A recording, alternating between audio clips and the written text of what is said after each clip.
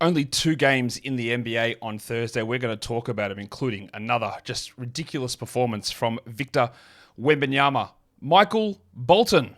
Thanks, Josh. It's Michael Bolton here, and it's time for another episode of the Locked On Fantasy Basketball Podcast. Let's get to it. Let's get to it, indeed.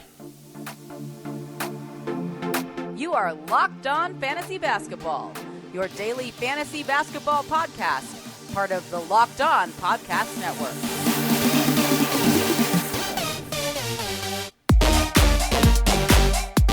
Hello and welcome to the Locked On Fantasy Basketball Podcast, brought to you by Basketball Monster. My name is Josh Lloyd, and from now on, when you address me, you have to start it by saying, "Yes, chef." I'm also the lead fantasy analyst at basketballmonster.com, and you can find me on Twitter, as always, at redrock_bball, on TikTok at redrock_bball, and on Instagram at Locked On Fantasy Basketball. Today's episode is brought to you by LinkedIn Jobs. LinkedIn Jobs helps you find qualified candidates that you want to talk to faster. Post your job for free at linkedin.com/LockedOnNBA. That is linkedin.com/LockedOnNBA to post your job for free. Terms and conditions apply. Thank you also for making Locked On Fantasy Basketball your first listen every day. We are free and we are available on all platforms. Be a double banger. Watch the video, listen to the audio, give a thumbs up, ring the bell, give a comment, and subscribe. It is our way to hit to Operation 80K. It's a long shot, but hopefully we get there by the end of the season. Just keep subscribing, keep plugging away on all of the shows. Bit of a shorter one, I'm guessing, today. There's only 2 games on. Nothing earth-shattering has actually happened news-wise, so we're going to get into what did happen and what we need to pay attention to from a fantasy point of view for the action on Thursday. Tomorrow, there is a lot. There's 14 games on, so go check out the Daily Look-Ahead show that I did earlier today, also to get an idea of what we're sort of watching for in that scenario. But a couple of updates that are important that we need to know. For Chicago, both Zach LaVine and Nikola Jokic are both questionable. I would expect that LaVine plays. Vooch, I'm a little bit on the fence with it. Again, there's been so many coach speak issues recently. No timetable to return has literally meant like 2 days in most of these cases for injuries, and that seems to be the same with Vooch. Do not drop Pat Williams or Andre Drummond yet. Let's wait and see what happens, unless there's a real desperation situation that you've got, that you hear, hey, LaVine is coming back, he's on my IL slot, and I've got Williams and Drummond's my worst player. Then sure, do it. Like, you lose 1 day of production, but it's not like, well, here's an auto drop, I better go and add insert crud muncher here who's going to jump in and give me nothing in my lineup.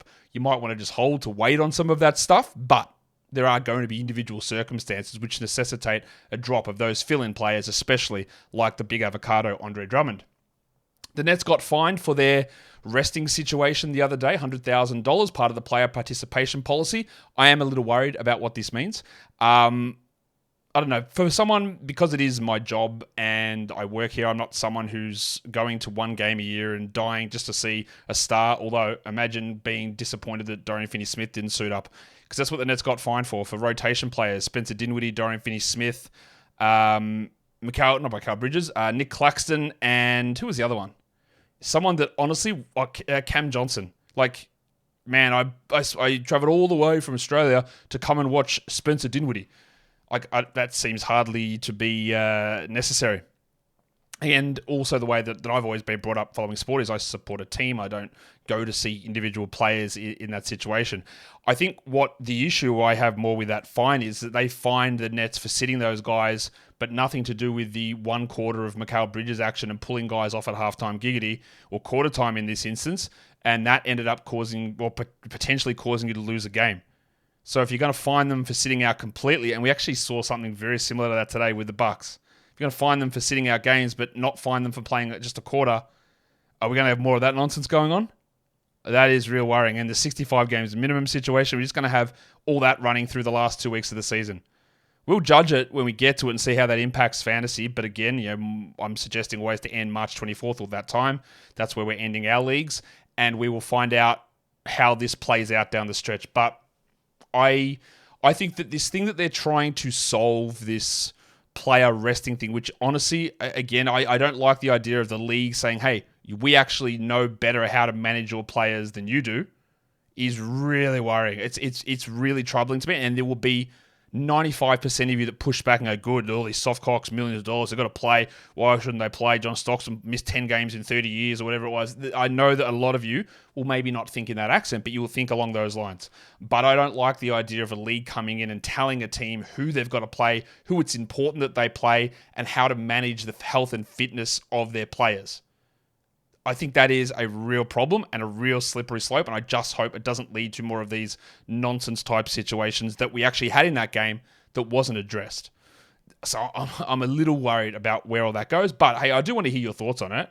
Always address them with yes, chef, of course, but I do want to hear your thoughts on what you think about that fine, how justified it was. Are any of my concerns valid, or am I just being a dickhead and we just want the players out there, we pay our money? What are your thoughts on it? Because I'm in a different position. I'm in a different country, and I'm in the media.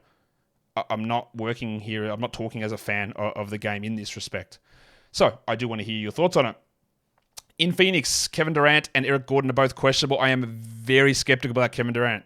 Very skeptical. Initially, they listed him as soreness. Frank Vogel came out and said he strained his hamstring Sunday. And I went, oh no, that's got to be a week minimum. Strained hamstring. But no one picked up on that part. And then he missed Wednesday. And now they've updated the injury report to say strain. But he's questionable. That is 4 days. 5 days. That's way too short for a hamstring injury for an old bastard with a lower body injury history. And we have never, ever seen KD come back from an injury too early and anything catastrophic happen. Never. Never, not once. Shout out to the 2019 NBA Finals. We've never seen it happen. Don't know what could possibly go wrong in this scenario. Phoenix has also got no examples of this going on. Shout out to Devin Booker on Christmas last year. Never seen it before. Why NBA teams do this, I have absolutely no idea. You pinged a hammy, you're out 2 weeks. We will find out. I hope it doesn't end up in... And it might be totally fine. But there are just too many incidences of this for me to not be absolutely shit scared. Eric Gordon question with knee soreness. We know he's always going to have that. We got the news that Markelle Fultz is out again. I just don't know what to make of this. I don't know what to make of it. Questionable, now back to out. Is this another setback? You don't need to be rostering Markelle Fultz. And Franz Wagner is out as well. John Isaac's still out, of course. So we're going to have some... Cole Anthony's going to return. We're going to have some interesting things in terms of, like, is Caleb Houston going to be a longer-term guy? Like, I don't think we want to add him for the game on Friday with 14 games on. But there is obviously something opening up there with maybe a little bit of extra for Anthony, a little bit extra for Suggs. We'll see whether they start Anthony Black or Gary Harris is going to be out, so they're probably going to have to. That's dicey for them. And then in Dallas, amazingly, Derek Lively and Grant Williams are both questionable. I don't see how, again, Derek Lively, after spraining the same ankle, looked like a pretty nasty sprain. He was in pretty significant pain. How he's going to play 1 day later, I would say there's almost no way that he plays, but we're not streaming in a Dwight Powell or anyone in that scenario. But they're listing him questionable, so I've got the conundrum. What's the other word that I'm thinking of? The paradox. It's not quite a paradox, but the idea that I have to report and work off what we've been told, even if every fiber of my being is saying there's no way. And we're going to go into that a little bit later when we talk about coaches, because that is that's an issue when we're doing this job. Today's episode is brought to you by LinkedIn Jobs. At the start of every new year, small businesses, they ask themselves the same question. What is something that I can do to make my business or take my business to the next level in 2024? And success in small business, or any business really, is about who you surround yourself with. That's why LinkedIn Jobs has created the tools to help find the right professionals for your team faster and for free. LinkedIn isn't just another job board. LinkedIn has a vast network of more than 1 billion professionals, which makes it the best place to hire. Hiring is easy when you have that many quality candidates. Do you say candidates or candidates? Doesn't matter, because LinkedIn's got them all. So easy, in fact, 86% of small businesses get a qualified candidate within 24 hours. It's why small businesses rate LinkedIn Jobs number 1 in delivering quality hires versus leading competitors. LinkedIn also knows that small businesses are wearing so many hats, and they might not have the time or the proper resources to hire efficiently. Thankfully, with LinkedIn, the process is intuitive, quick, and easy. So post your job for free at linkedin.com/LockedOnNBA. That is linkedin.com/LockedOnNBA to post your job for free. Terms and conditions apply. Today's episode is also brought to you by BetterHelp. The new year is here, and you're going to be thinking new year, new you. You're going to be thinking about New Year's resolutions, but sometimes big sweeping changes can cause too much upheaval, and they don't always stick. You've had positives in your life in 2023. I guarantee there's been something positive. Getting into therapy can be a positive in 2024, but can help you recognize the small wins that you've had through 2023 and help to build on them with small, long-lasting changes. So therapy is able to help you recognize that and put in practice the plans to be able to use more P's in a sentence like I just did there. If you are thinking of starting therapy, give BetterHelp a try. It's entirely online, designed to be convenient, flexible, and suited to your schedule. You fill out a questionnaire, you get matched with a therapist, and if you don't actually click with them when you meet, when you have your sessions, you just say, well, I actually probably want a different therapist. It's much better for your outcomes, and the therapists aren't going to be offended. Don't worry. They know what it's about. They know how that all goes down. So celebrate the progress that you've already made. Visit betterhelp.com/lockedonnba today to get 10% off your first month. That's BetterHelp, HELP.com/lockedonnba. Let's look at some waiver wire trends now over the last 24 hours. I did say, am I going to be seeing Bol at the top of this list in the most added players? And thankfully, I am not. I am surprised, but I am not. The number one player that I've been getting a lot of questions about this bloke is Simone Fontecchio, up 20%. I discussed this on the mailbag show earlier with Kingy. Maybe I'm a little bit behind on Fontecchio. I still don't fully believe it because over the last 5 games, he's doubled his steal rate. He's shooting 52% from 2, I think, and 47% from 3. Numbers which just aren't going to hold. He started over half of the games this season. This is not a new thing, him starting. And in those games that he started, he's averaging 12, 3, and 1. They're not good numbers. They're total stream numbers, but probably more 14-teamer. The last couple have been really good. And then he had one double-digit scoring game in the previous 9. So he has been at it, and I get it. I actually just grabbed him in industry pickup. Just see what happens. I'm at the top of the standings. I can sort of see where I want to move things around. But I don't think that it's a must, and I don't think this is going to hold. But whatever. Kuminga up 20%, Wiggins up 16%, Reggie Jackson up 13%, Trace Jackson-Davis up 8%, we'll talk about him later, and Dario Saric up 7%. They're all adds for guys who played today. The Warriors one is probably a little bit better because they've got the extra quality game across the weekend. But most of Kuminga, great game last time, solid move to do that. But again, everything gets shaken up with the Warriors when Draymond Green returns. And we got a sort of update on that, but I didn't actually include it in the news because I don't know what it means. Oh, maybe he's going to be returning to the team facility soon to perhaps discuss returning from the suspension to ramp up. Okay, it doesn't tell me jack shit. It tells me he's not coming back this week. It tells me that, again, Steve Kerr said, well, we haven't been in contact and he's not working. And then a day later, Woj's like, well, actually, they're going to work towards this now, meaning that I just can't listen to anything that anybody says anymore. It's simply where it is. I should maybe take my own advice a lot more because people will often come and say, well, mate, what if I stash this guy because there's rumors of him being traded to this team? And I just go, don't listen to it. It's all fake. Don't listen to any of this stuff that you hear. And I go react when it happens. And then I'm here thinking, well, Steve Kerr said this about Draymond, so he's probably not coming back. Maybe I just need to wait and react when it happens. Because there's just so much misinformation and disinformation, which is different to misinformation. Disinformation, I believe, is deliberately put out there. Misinformation is just stuff that is incorrect. Maybe I'm off on that. Maybe they're actually both the same thing. I don't think that really matters. We're talking about the most added and the most dropped players in fantasy, not misinformation versus disinformation. Let's talk about the most dropped players. Gaz Trent was number 1. Fine. You don't roster him in 12-team leagues. Keontae George is down 12%. Totally okay. He's more of a luxury stash. The momentum has been lost. The team is playing well. And his role in his production is not enough to continue holding through. We're at week 11 here. If you want to hold, you can, but you do not have to do that. Cole Anthony down 11. Well, you might want to go grab him. He is off the injury report for tomorrow. Franz is out. Fultz is out. Harris is out. Might be worth a grab. Jabari Walker is doubtful tomorrow for the Blazers. He dropped down 10%.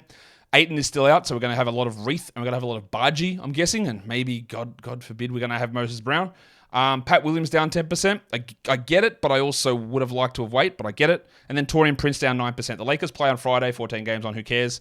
And then they play again on Sunday. I don't really want to get into too much of the Darvin Ham stuff and the discontent of the locker room, but that was blindingly obvious. It was blindingly obvious that his rotations were dreadful. His lineup decisions were terrible. That nothing made any sense on that team, and all the players leaked it out simultaneously. It appears. I don't know if he's going to get fired or not, or what it's going to do. But I am really confident is Austin Reeves is going to remain starting and playing big minutes for the. I'll say it now. The foreseeable future. Probably one game, but I'll say that he's going to be in there and doing that stuff for the foreseeable future. Let's talk games. Milwaukee goes into San Antonio, and I would say that the Spurs they would have liked the win, but they'd be pretty happy to get that result over the Milwaukee Bucks. 125 to Milwaukee and 121 to San Antonio. I've got 120 on this board. Which one's the actual score? Sometimes these box scores don't always add up because I get them from different sources. And I don't know why that is the case. Anyway, the ESPN one there in front of you says 125, 121, which is cool. For the Bucks, Chris Middleton somehow played in the back-to-back and then played 15 minutes in the first half and then didn't return. And this is exactly what I was saying about the Brooklyn Nets scenario. Did the Bucks do this because the league sent this $100,000 fine out and told other teams, hey, play him a half, don't sit him out a whole game. You're on the road, you can't sit him out. It's national TV, you can't sit him out. Did that happen? Because if it did, I think it's shit. I think it's ridiculous. This man coming off knee surgery with multiple years of knee problems, he's got to go warm up, suit him up, play 15 minutes, and then pull out halfway through. I don't know that that's what happened, but it is really bloody convenient that the fines came down for missing games, no punishment for pulling guys off after a quarter, and then a guy that's missed all the back-to-backs basically all season and is dealing with off-season knee surgery comes out, plays a back-to-back, but plays the first half only. It is very curious timing. And I worry that we have to deal with that shit as we move forward here. And that's not great for a games cap format as well, because you never know if that's going to happen or not, and it does dick with your overall averages. Middleton was still pretty good. Like 12, 3, and 5 was what we're getting from Middleton for whole games earlier on in the season. But it's still frustrating. And it is something we have to watch. Giannis played 40 minutes. He had 44, 14, and 7, 2 steals and a block. He was great from the field. He was bad from the line. It's a standard game from Giannis. While Lillard played 39 minutes and had 24, 4, and 10. They played basically the entirety of the fourth quarter. That is how close this game was. Brookie Lopez had only 9 points, but he did have 3 blocks. After that really cold start, then unbelievably red-hot streak through about week 4 or 5, Brook has cooled way down. 107th over the last 2 weeks. The shooting is off. He's still good, but he's sort of getting back to that exact area where I had him ranked in the draft zone after looking like I was too high, then way, way too low, and now it's sort of just middling out for Brook. The 3 blocks are still nice, though. Leaky Beasley's a very, very clear drop, except for the Bucks schedule. They've got 2 more quality games coming up on Saturday and then on Monday, which is obviously a bonus. But is Leaky a guy that we hold through it? And the same goes with Bob Portis, who, again, I was well down on. I said to drop him then.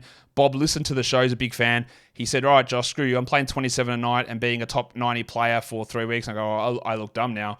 And now he's 165th over the last 2 weeks, and he had 5 and 4 in 21 minutes as they've gone away from Bob Portis. So outside of the schedule here for the Bucks, which is a nice little window of value there, you move on. That's it. After this, you move. Actually, they don't even play Monday. Sorry. They played Thursday, Saturday. So after Saturday, if you want to drop Leaky and if you want to drop Portis, do it. They're streamable guys. What's the difference between a droppable guy and a streamable guy? They're the same thing. A droppable guy is someone that you don't have to hold onto your roster the whole way through. A streamable guy is someone you can drop, but more than likely you just use them when it makes sense with the schedule. So they turn from a droppable guy to a streamable guy once they leave your roster. That's how I like to view it. You can't be streamable if you're already on the roster, and streamable just means you go on and off, on and off, on and off, and that's how I think we should be viewing those 2 players. For the Spurs, let's do it. Let's talk Victor Wembanyama. He played 26 minutes. He appears to be incredibly frustrated with his minutes restriction, as are we, Vic. It doesn't really seem to matter that much in terms of the numbers, though. This is what's scary about this. He's 19th in the last 2 weeks, playing 24 minutes a night. What? 27 and 9, 1 steal, 5 blocks. He's self-alley-ooping. He's stuffing Giannis at the rim. He's doing behind the back. I know that there can be prisoners of the moment all over the shop. There are people who told me when I did a poll the other day, 23% of respondents said that if they were in the same draft, they would take Chet Holmgren in real life. And Chet has been awesome. I understand that. But what this man is doing, Victor Wembanyama, I know that not everyone is realizing it at the moment. This is shit that literally has never happened. It has never been seen before. And it is little things. He is going to break fantasy basketball. And he is going, I feel really confident. He's going to break fantasy basketball. He's going to probably break a lot of offenses with what he does defensively. And the upside on offense is out of control. Because again, the team still doesn't really know how to involve him properly. Yes, he's got a high usage. That doesn't mean he's being used properly by this team. This is a man who is going to almost sleepwalk, I think, into 30 and 15 seasons averaging 4 blocks. And that is not even an exaggeration. He is never leaving a first round of a draft ever again. He will be in the first round next season. He is never leaving the first round ever again until he's 40. It's just not happening. And that sounds hyperbolic, and maybe it is, but it also isn't. Just what you are seeing now, even though you might not be noticing it always in the box scores, this is shit that you've never seen before. I assure you of this. You have never seen what this man is doing. And when it becomes realized, it is going to be actually impossible, I think. It is really worrying. For other teams. For the Spurs, they should love it. I don't know what's going to happen for him in fantasy. Honestly, could have the best fantasy player of all time. Really, really comfortably.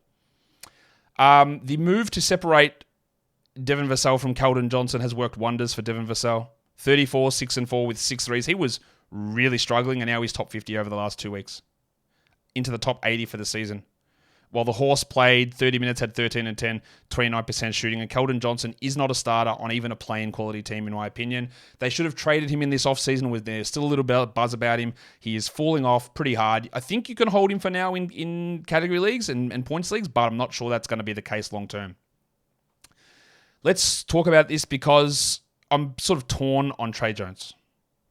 For the last, I will say, 2 weeks on Trey Jones, I have intermittently said, if you want to grab Trey Jones, I would do it because I do feel in my gut, based on no information whatsoever, that he is going to get the starting job for a period of time coming up really soon. I've said that multiple times. Some of you listening and watching would have heard me say that. Others who don't consume every second of content, understandable, don't do it. Why would you? You've got better things to do in your life than listening to me yap on. But if you may not have heard me say it, so this is my thing, is I can sit here and go, I told you Trey Young was going to get this opportunity. Or I sit here, and this is what I do, I sit here and go, I don't think I was forceful enough on it. I don't think I said it enough. I don't think I was as adamant on this that Trey Jones is going to have this opportunity. 35 minutes, 18, 5, and 6. I don't think Trey Jones is a starting caliber point guard. I'm very much on record with that, and that has not changed at all. But he's definitely better than Malachi Branham. He's better at it than Jeremy Sohan. And they were more competitive here, and I think it helps Victor a lot. You cannot leave Trey Jones on the waiver wire now. Even today, 4 hours ago, the mailbag show, I chucked his head on the thumbnail saying, hey, are we adding him? Because I did believe this was going to be something that was happening, and I have talked it up, but I am worried that I didn't do it forcefully enough or for long enough. So I do apologize on that. Sohan played 33 minutes, 9, 8, and 5, 2 steals and a block. Sohan's actually sort of a 12-team-ish guy now. He's probably more stream than must, but there's some okay numbers. While my man Don Barlow, he did have a bit of an injury towards the end of the game, but he seems to have gotten the backup center job behind Wembanyama. He had 6 points, 4 assists, 1 steals, 2 blocks. I would love to know, it's probably not going to happen this season, I would love to know if Barlow and Wemby can play together. I think they can, and 28 minutes of Don Barlow is actually a top 120 player in a couple of years' time. He's one of those guys that just you keep an eye on long term. Just keep that eye on him. Bubbles really struggled. Julian Champagny missed all 4 of his shots. I still believe in him, but he stunk. We're not rostering him anywhere. And what else happened? We got 28 unnecessary minutes out of Chetty Osman because Branham and McDermott were out. Don't need to do that. Although 13, 2, and 5 with 3 steals from the Discman is actually pretty strong. But I just don't think there's anything we need to worry about too much there. And of course, with only 2 games on, I've somehow managed to extend the show out to be the same length as every other damn one. Today's episode is brought to you by the legends over at Hungryroot. Now, they've given me a pronunciation guide here to make sure I don't say Hungryroot. Just call it one word, Hungryroot. What is Hungryroot? Hungryroot is a way that you can help yourself eat healthier. It delivers fresh food to your door, which is just something that is awesome. We're all in time crunches at plenty of periods during the season. We all I know myself at the moment, like I'm here, I work a lot, my missus is away, and I'm like, what am I going to do? Order some unhealthy food? Yeah, probably. But if I had the option to get a Hungryroot, I'd be ordering a Hungryroot whenever I could, because getting that food delivered to my door, munching on whatever comes through in those boxes, man, totally amazing. You save money, you save time, you reduce food waste as well. Hungryroot is the easiest way to get fresh, high-quality food delivered to your door. They've got healthy groceries and simple recipes all in one place. Take a quiz. Hungryroot will get to know you and your goals and how you like to eat. How do you like to eat? Hungryroot would like to know. They'll ask what flavors you like, what kitchen appliances you use, and more. And they help keep your needs and preferences top of mind when building your cart. And you'd love a Hungryroot that keeps your needs right at the top of their preference list. Right now, Hungryroot is offering the Locked On NBA channel listeners 40% off your first delivery and free veggies for life. Just go to hungryroot.com/lockedon, get 40% off your first delivery, and get your free veggies. That is hungryroot.com/lockedon. Don't forget to use our link so that they know that we sent you. All right, the second game. That is, what would the kids say? Big yikes. Jesus Christ. The Warriors were up huge, and then I'll talk about them in a second, but then they choked, and Nikola Jokic wins it on a crazy last-second, hurried, sort of banked three-pointer. It was insane. The fact that they even came back. Aaron Gordon got them back into it. Aaron Gordon carried them into the game, and then Jokic wins it, and Steve Kerr chokes it away. Let's talk Denver, 130-127 over Golden State. Big Chungus played 38 minutes.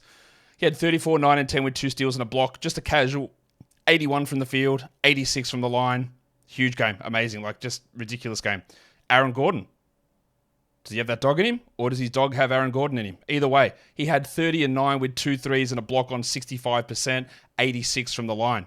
He'd been sort of up and down, but this is obviously a very, very good game. The headmaster had 25, 2 and 6, Jamal Murray with 2 steals, and Maga Porter Jr. got benched down the stretch. Watch that one. 8 points in 30 minutes with 2 threes. Not a good night. Now, he's been fine. He's a top 90 player this season. We don't need to worry. But the guy that they put in was 3-point UCLA legend Peyton Watson. 19 minutes for Peyton, 19 points with 5 rebounds. He is playing exceedingly well. He is not a 12-team ad, but he's a very strong dynasty long-term guy. He's at least moving into the 14-team stream territory, and he was really strong here. KCP continues to not beat the allegations that he is only a streamer. 8, 3, and 4 with a steal and a block. Fine to stream him today. No one played. But that's all he is, and not much else going on. Now on to the Warriors. They made a change after... I'm sorry, Steve Kerr. I love Steve Kerr. He's been a very good coach for a long time, but he has, much like Greg Popovich, lost the fastball a little bit, I would say. And some curious decisions. Number one, 3 days ago, this is actually our starting lineup for the foreseeable future. I don't think he actually said foreseeable future. What did he actually say? He said for a while, I think is what he said. So for a while means one game. Because they changed it. And I know what you're going to say before you rush to your keyboard and type stuff in. Well, he actually only did it, Josh, because of the matchup of Looney versus Jokic. I know exactly why he did it. But let me also guarantee you that he knew that they were playing Jokic. He knew that was coming up. And he still went out and said, this is our lineup for a while, knowing that matchup was coming. So what is it? I'd rather they just don't say a single thing. Say, we'll take it game by game. Much better for me, much better for you. Versus, this is our lineup, mate. It's our lineup for a while, foreseeable future. One game. And then Kevon Looney was back in. I don't know that Kevon Looney is going to necessarily stick in the starting lineup. In fact, I don't think he will. Because Trace Jackson-Davis basically was in the closing lineup until the final minute of the game. We'll start with TJD. He played 21 minutes. He had 4, 2, and 2. Wasn't a very good game at all. But I'm still holding for now. They kept Brandon Podziemski on the bench. He played 28 minutes. He had a quiet first half. He was amazing in the second half, I thought. 13, 2, and 5. But then pulling him out of the game in the last quarter is ridiculous. They went with this closing lineup that was Chris Paul, Steph Curry, Andy Wiggins. The bloke's cooked. Klay Thompson and Dario Saric. Wiggins in the final quarter in for Kuminga is indefensible bullshit. Obviously, we're not rostering Andy Wiggins. Get that garbage out of here. 11 and 3 on 50%. Kuminga, I think we hold him, but he played 19 minutes. 16, 4 and 4, and I am not the biggest Kuminga believer or this big, he's his superstar way, but this is bullshit. To me, it is very clear at the moment that Podziemski, Kuminga, and Jackson Davis are in at least their top 6 players. And then having them jerked all over the place in terms of minutes and lineups and rotations is a problem. Saric played 23 minutes, he had 13, 7, and 6. That's a good game. I don't really trust much with that outside of longer-term streaming, or deeper league streaming, sorry. And Looney had 7 in 22 minutes. Again, Looney is completely washed. I think I don't really see anything good from him. Yet, Kevon Looney's rostered in 25% of 12-team leagues still. Guys, what are you doing? Get that garbage out of here. I want to just... let's talk about Steph. 34 and 6 with 5 threes. I'll say something this is based... Actually, let me do a couple more things. Chris Paul had 9 and 4 with 6 assists. We still hold Paul for now. But I don't know where it's going to go. I think he might end up being a drop when Draymond eventually returns. I'm holding Podziemski. I'm holding Kuminga. I'm holding Jackson Davis. I'm jacking Looney. I'm jacking Wiggins. I'm obviously holding Steph. But I want to talk a little bit about Klay Thompson. I'm not saying that Klay was necessarily bad here. 24 points, 4 threes, 50% shooting is totally fine. He led the team in minutes. He was actually pretty good compared to some of the other games. Although, he was a team worst -9, Wiggins a team worst -14, while Kuminga was a +6. So, take that for what you will.